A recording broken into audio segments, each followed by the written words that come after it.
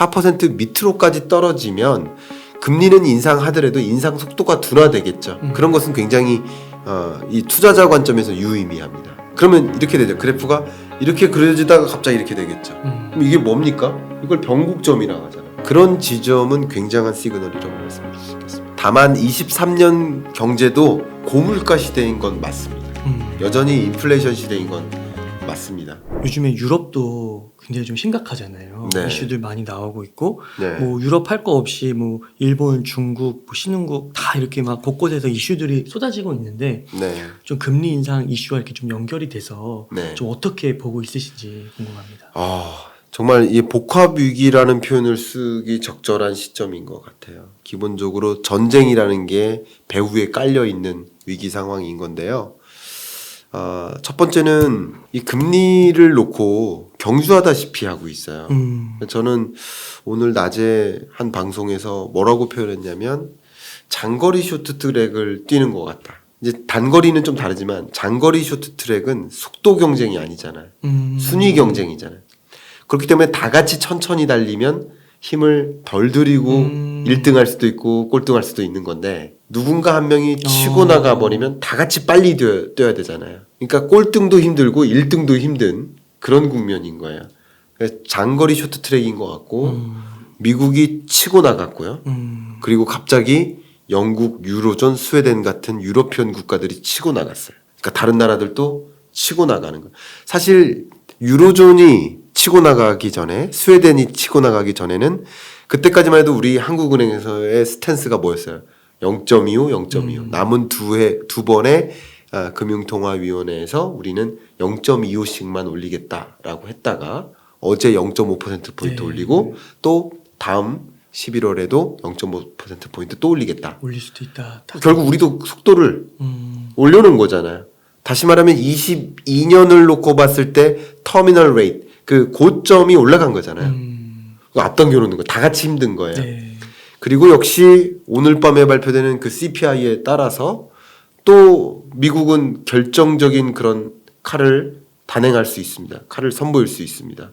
그런 것들이 계속 경기 하방 압력이고 금리의 역습이 시작되는 거죠. 왜냐하면 그 고금리는요. 한번 해보세요. 자, 금리 인하의 개념을 제가 아주 쉽게 설명드릴 때 경할몬 여러분들을 위해서 설명드릴 때 마치 인공호흡과 같다 이렇게 설명드려요. 금리 인하를. 네. 숨을 못 쉬어요. 다쳤어요. 그럼 제가 어떻게 해야 될까요? 인공호흡 해야죠.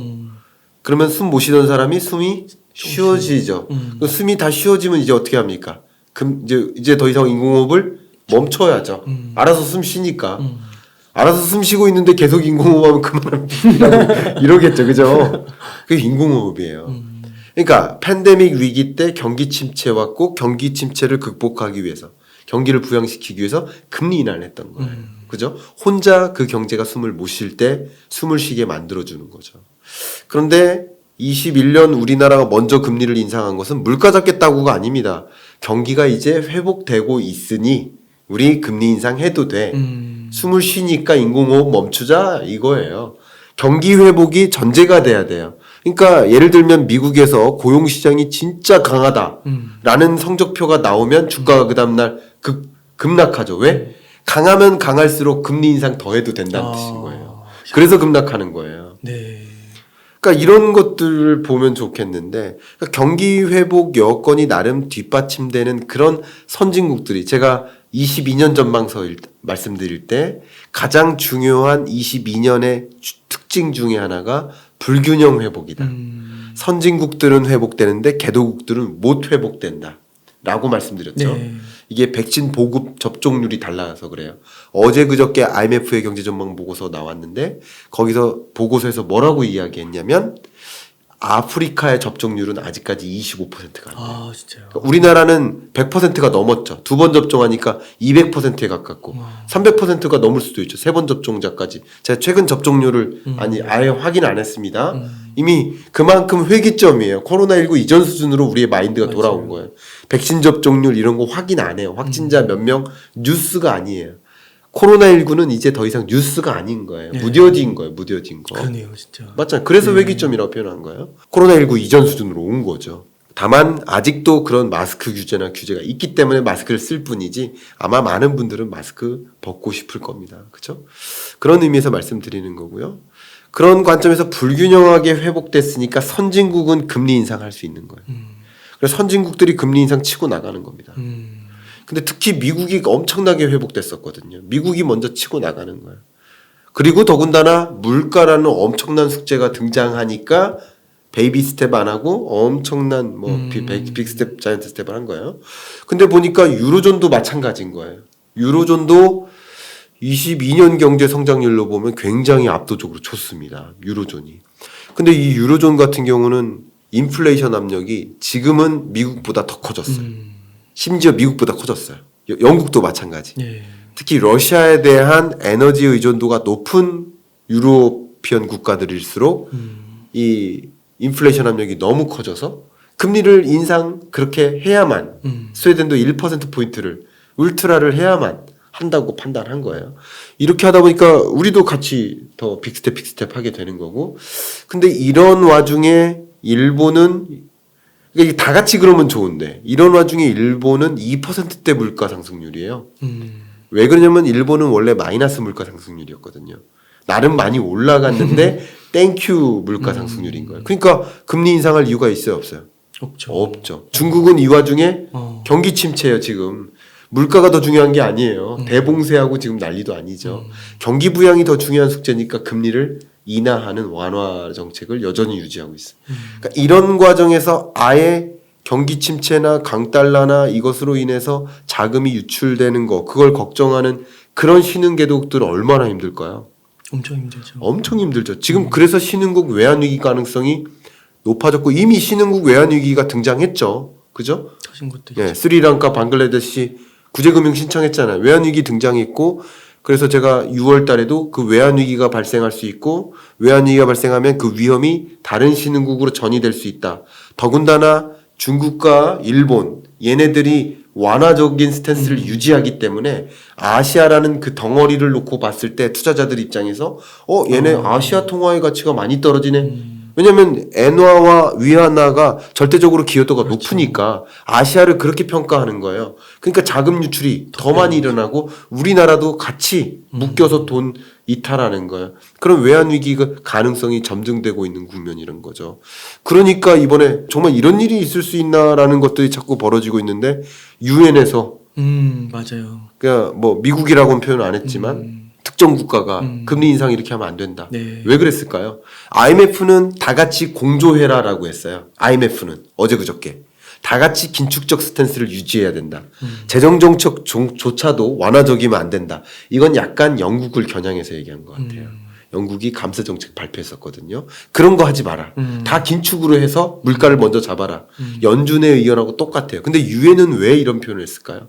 아무래도 약자들 국가들을 우선시하지 않나요? 맞아요. 네. 그러니까 유엔이라는 그 국제기구 성격 자체가 이제 선진국 중심보다는 제3세계를 보호하기 위한 그런 입장이기 때문에 그래 너네들이 그렇게 치고 올라가고 우리는 아직 회복이 안 됐었는데 너네들은 회복됐다고 금리 인상 그렇게 하니까 경기 침체 와도 된다라고 하면서 금리 인상 하니까 그럼 너네들은 좋겠지만 우리 신흥국들은 진짜 난리도 아니다.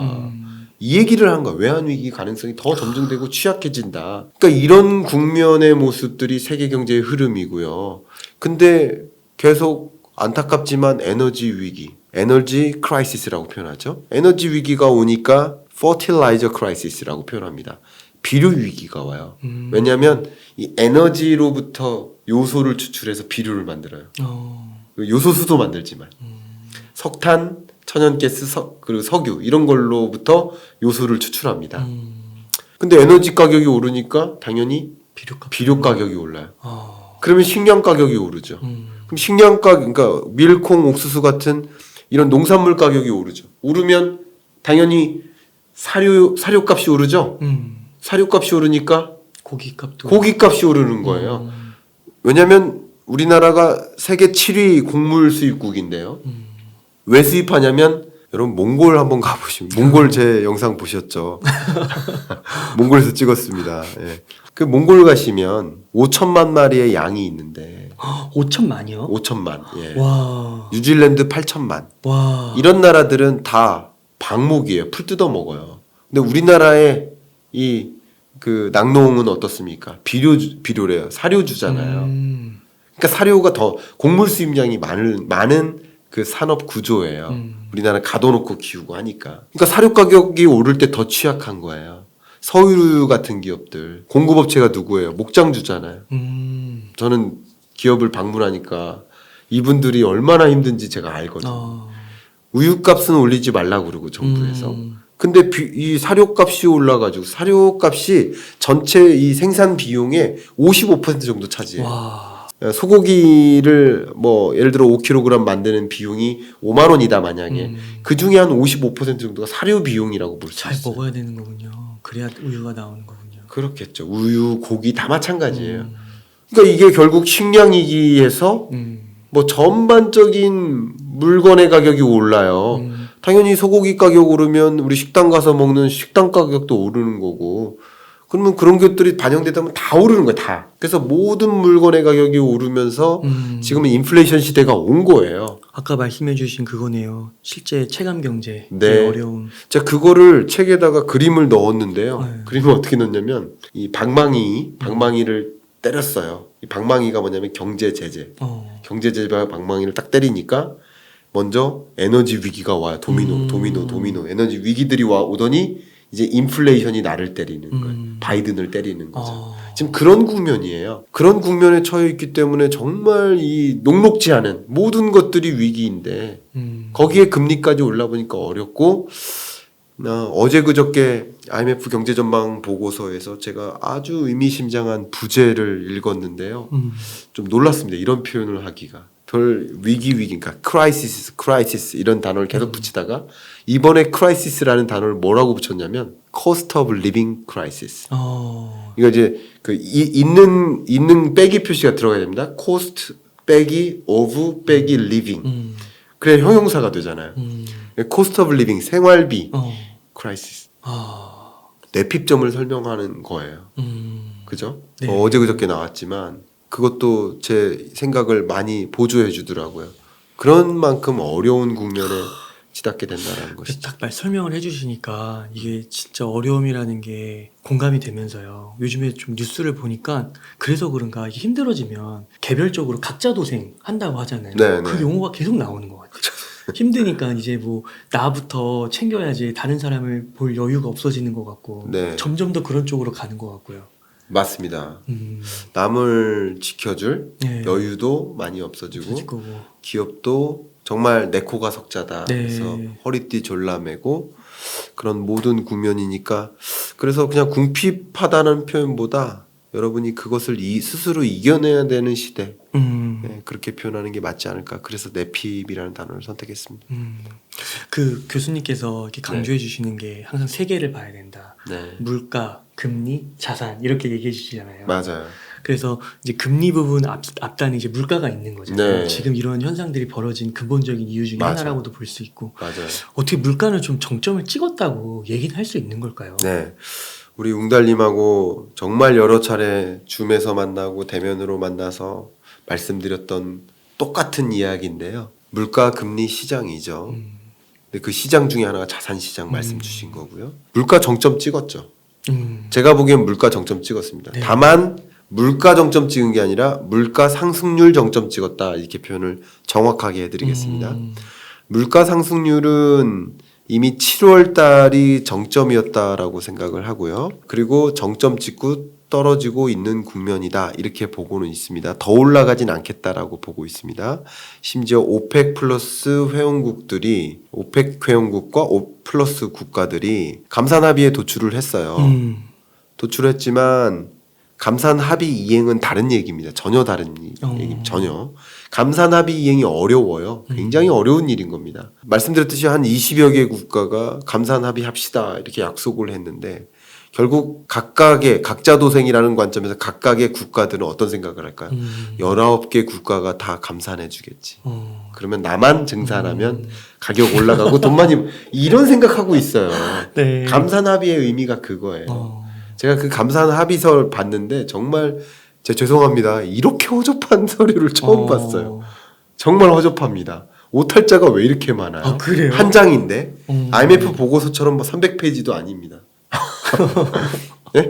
예를 들어서 그 천단위 쉼표가 있잖아요. 천단위 쉼표가 있는 것도 있고 없는 것도 있고. 저 그런 거 되게 민감하거든요. 숫자를 많이 보니까 되게 웃깁니다. 그렇구나. 웃긴데 감산 합의를 도출했어도 감산 합의 이행이 좀 다른 이유예요. 그래서 오늘 아침 새벽에 이제 미국 시간 기준으로 12일 저녁입니다. 우리나라 시간으로는 13일이죠. 맞나요? 13일? 맞죠? 네, 맞네요.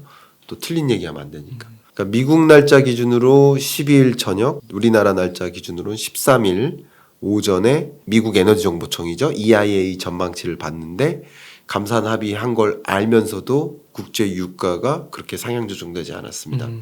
네, 그런 것들을 보면 역시 물가 정점 찍었다라는 말에 동의할 수 있는 대목이 있고요. 네. 두 번째 좀 중요한 게 제가 계속 똑같은 말씀 드렸는데 수입 물가예요. 미국도 수입 물가가 자국 소비자 물가를 결정하고 우리나라도 역시 수입 물가가 소비자 물가를 결정하는데 수입 물가 상승률이 대략 평균적으로 3개월 정도 선행합니다. 결국 우리나라가 수입해오는 그 수입 물가 가격 그게 제조되고 유통되고 소비하는데 그때 걸리는 시간이 한 3달 정도 되니까 통상적인 경우 그렇습니다.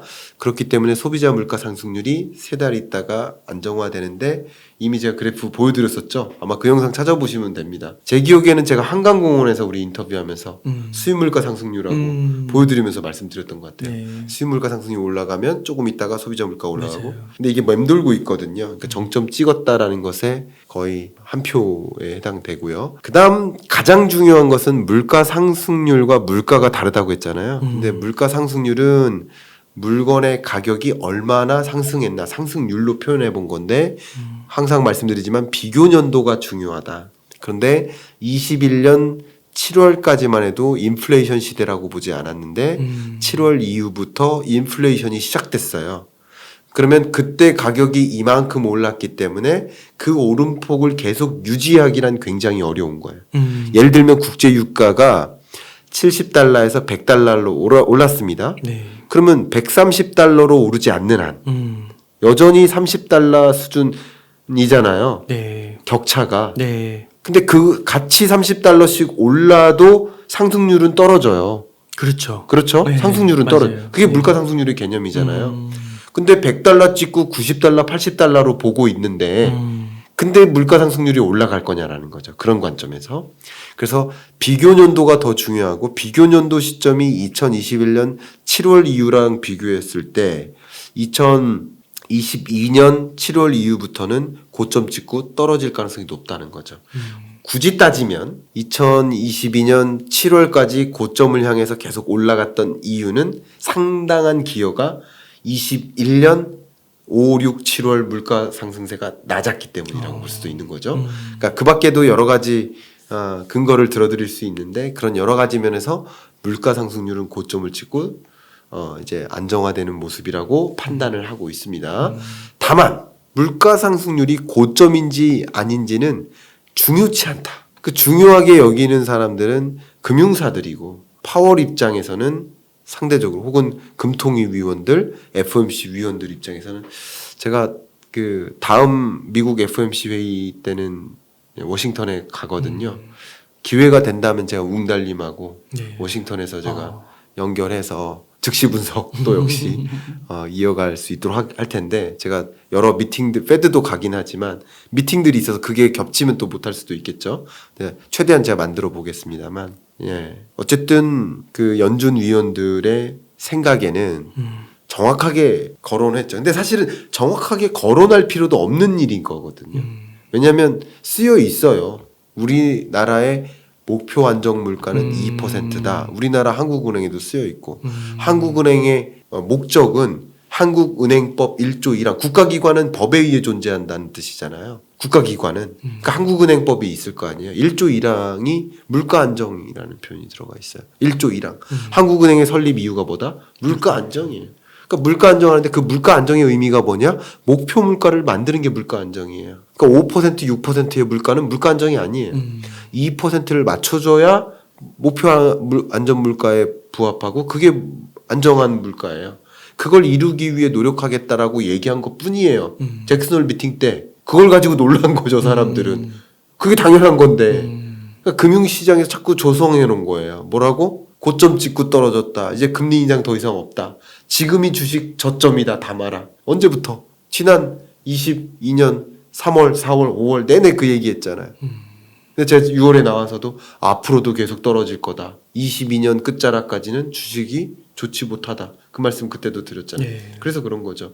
어쨌든 2%라는 목표 물가를 이룰 때까지는 금리 인상을 해 나가겠다. 다만 그래도 고점 찍고 상당히 많이 떨어지면 특히 이제 4%대가 그 기준입니다. 스태그플레이션을 정의할 때 4%를 넘는 그 물가 상승률이 어느 정도 유지된다라는 조건이 있거든요. 그런 면에서 4%가 기준선이 될 텐데 4% 밑으로까지 떨어지면 금리는 인상하더라도 인상 속도가 둔화되겠죠. 그런 것은 굉장히 이 투자자 관점에서 유의미합니다. 투자자 관점. 금리는 계속 인상하겠지만 금리 인상 속도가 둔화된다. 그러면 이렇게 되죠. 그래프가 이렇게 그려지다가 갑자기 이렇게 되겠죠. 그럼 이게 뭡니까? 이걸 변곡점이라고 하잖아요. 인플렉션 포인트라고 하죠. 기울기가 갑자기 달라지는 지점. 그런 지점은 굉장한 시그널이라고 말씀드릴 수 있겠습니다. 다만 물가 상승률이라는 관점에서 정점을 찍고 안정화되는 기조로 갈 것이고요. 다만 23년 경제도 고물가 시대인 건 맞습니다. 여전히 인플레이션 시대인 건 맞습니다. 그러니까 호플리 3%대까지만이라도 떨어졌으면 좋겠는데 3에서 4. 그 정도에 머물 것으로 보고 있고요. 네.